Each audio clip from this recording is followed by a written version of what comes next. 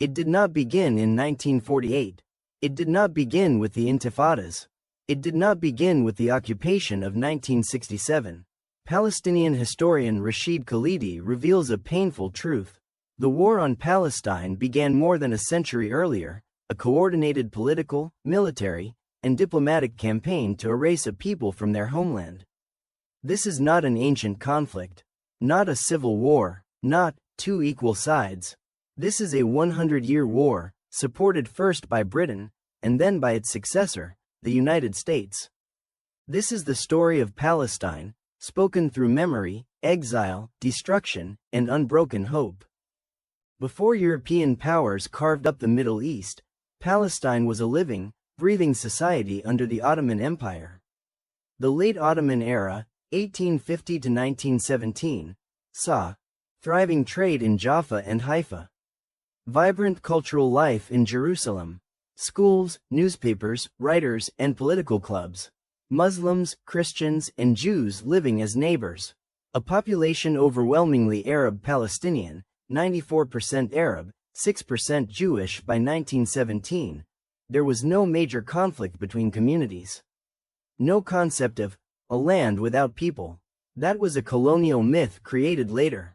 Palestinians were a nation, long before outsiders decided to rearrange their destiny.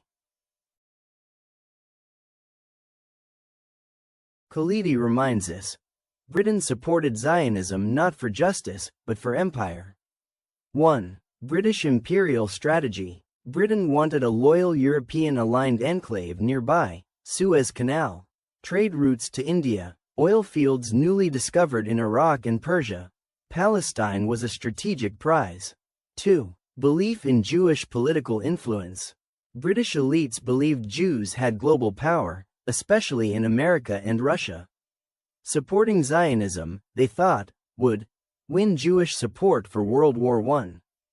Gain influence in U.S. foreign policy. Undermine the Ottomans. This was anti-Semitic and opportunistic at the same time. 3. Christian Zionism. Leaders like David Lloyd George and Arthur Balfour viewed Jews returning to Palestine through a biblical lens. This religious romanticism placed Palestinian lives beneath imperial fantasies. 4. The Balfour Declaration, 1917. Britain promised a national home for the Jewish people, in a land that was overwhelmingly Palestinian.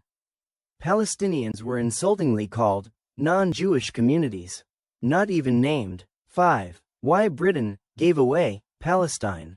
Because it believed Zionism would produce checkmark a loyal Western outpost, checkmark a population dependent on British support, checkmark a buffer against Arab nationalism, checkmark a foothold in the Middle East after World War I. This was the first major blow, the first gunshot in the 100-Year War. Important dates: 1897 First Zionist Congress, 1915–16 Britain promises Arabs independence, McMahon Hussein, 1916 Sykes-Picot secretly divides Middle East, 1917 Balfour Declaration, 1920 British Mandate established. Under British rule, 1920–1948, Palestine changed forever. Britain allowed mass Jewish immigration, allocated huge tracts of land to Zionist organizations, allowed Zionist militias, Haganah, Irgun, Lehi, to form, disarmed Palestinian communities, crushed any Palestinian political movement, ignored Palestinian pleas for independence.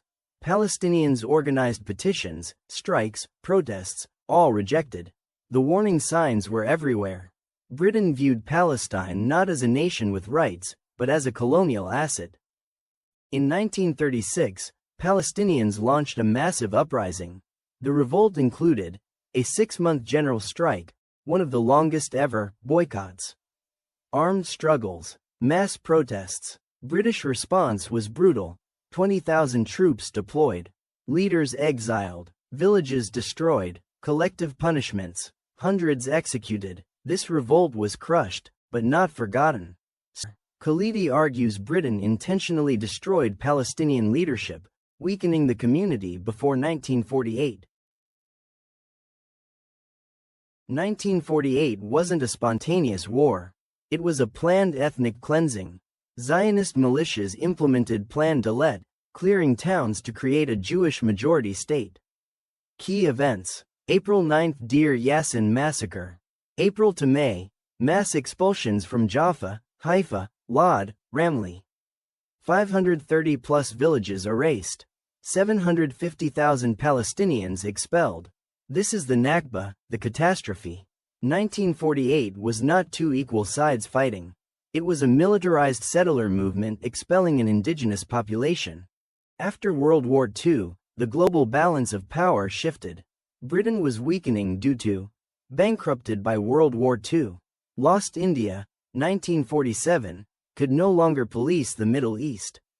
Anti-colonial movements rising everywhere. Britain slowly backed away from being the main supporter of the Zionist project. The U.S. stepped in. The U.S. became Israel's new sponsor because of Cold War strategy. America wanted a loyal regional ally against Soviet influence. Israel positioned itself as the West's fortress in the Middle East. Domestic U.S. politics. Zionist lobbying became powerful in American politics. Christian Zionists in the U.S. believed in biblical prophecy. The Holocaust shadow. The U.S. did not help Jews before or during the Holocaust, so supporting the new Israeli state gave Americans a sense of moral redemption. Oil and military interests. A stable pro-Western military partner in the Middle East was seen as strategic insurance. Israel's usefulness as an American outpost. Israel helped counter Soviet allies, conduct intelligence operations, control choke points, test U.S. weapons, police U.S. interests in the region. By the 1960s, Israel was no longer Britain's project. It was America's ally, armed, funded, and politically protected. The 1967 occupation. In 6 days, Israel captured West Bank, East Jerusalem, Gaza, Sinai, Golan Heights. This occupation continues today. After 1967, settlements exploded. Jerusalem was annexed. Palestinians were placed under martial law. U.S.-Israel ties deepened dramatically. From 1967 onward, the U.S. became Israel's protector on the world stage. First Intifada 1987. A people's uprising, children with stones confronting one of the strongest armies. Second Intifada 2000. A heartbreaking chapter triggered by decades of humiliation. Through both uprisings, Palestinians shouted a simple truth: we exist. We resist. The open-air prison. Since 2007, Gaza has endured a suffocating blockade and repeated wars. Hospitals, schools, towers destroyed. Thousands killed. Tens of thousands wounded. Khalidi calls Gaza a testing ground for modern war. Unbreakable shield. 1. Israel is America's military outpost. Israel fights wars the U.S. never has to fight. 2. Political lobbying. AIPAC and evangelical groups pressure U.S. politicians to support Israel unconditionally. 3. Shared ideological narratives. Both nations formed through settler colonialism. Both erased indigenous populations. Both see themselves as exceptional. 4. Economic and military interest. Weapons testing, intelligence sharing, regional dominance.